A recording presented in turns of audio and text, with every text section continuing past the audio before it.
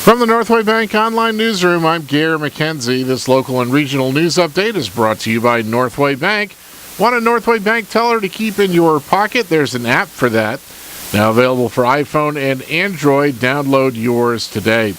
Northway Bank with 17 locations throughout New Hampshire. The people you know, the bank you trust. Member FDIC, equal housing lender. More than 2,500 customers lost power for more than an hour and a half yesterday morning. The spokesman for Public Service Company of New Hampshire says 1,700 of its customers lost power shortly before 6 o'clock after the failure of an insulator on Route 41 in Ossipee. Tamworth firefighters responded after an explosion was reported.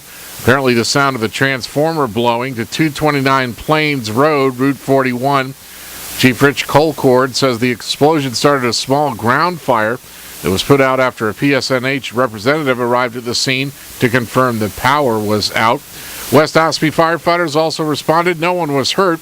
The spokesman for New Hampshire Electric Co-op says more than 820 of its customers lost power. It was restored just before 7:45. Areas affected included Eaton, Freedom, Madison, Ossipee, and Tamworth. Shortly after noon yesterday, Madison firefighters responded to a reported fire on East Madison Road. Here's Chief Rick Judkins. About a quarter acre. It was a non-permitted burn started by a resident who wanted to burn some garden materials that got away from them. We were able to get it under control and use Freedom for mutual aid in that fire. We were out for just over 2 hours. Organizers of an event to support victims of the Boston Marathon bombings say Saturday's get-together in Madison raised more than $6,000. As many as 400 people turned out at King Pine Ski Area, Purity Spring Resort for the Boston Marathon Memorial Run Walk, organized on short notice by the nonprofit White Mountain Milers Running Club. Longtime miler Barb Holmes of Eaton is a walker, while her husband and miler Frank is a runner.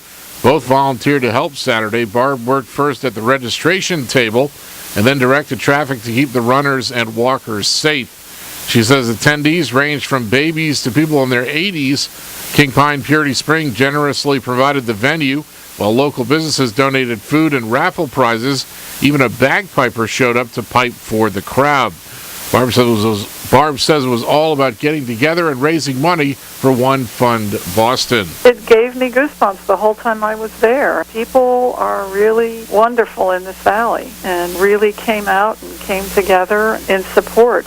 In a release posted on their website, the Milers thank everyone who came out, runners, walkers, donors, business sponsors, and volunteers, to show their kindness, compassion, generosity, and support for those affected by the recent tragedy in Boston. The Milers describe themselves as a friendly social group dedicated to running, walking, fitness, and community service that welcomes beginners to veterans. Anyone who couldn't make the event is urged to send a donation to onefundboston.org. In Maine news, Governor Paul LePage is calling on legislative leadership to allow a vote on his plan to repay a $484 million debt to the state's hospitals. LePage issued a statement yesterday while attending a U.S. Chamber of Commerce event in Washington, urging a, quote, simple up or down vote on his plan.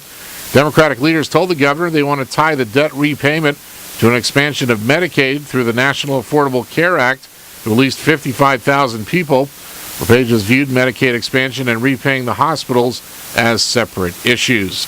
House Speaker Mark Eves said yesterday it's important to approach health care in a comprehensive way that repays debt, reduces costs, and expands coverage.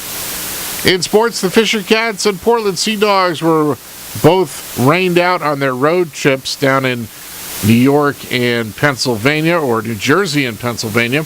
The Boston Bruins open their best-of-7 first-round playoff series against the Toronto Maple Leafs at home tomorrow night.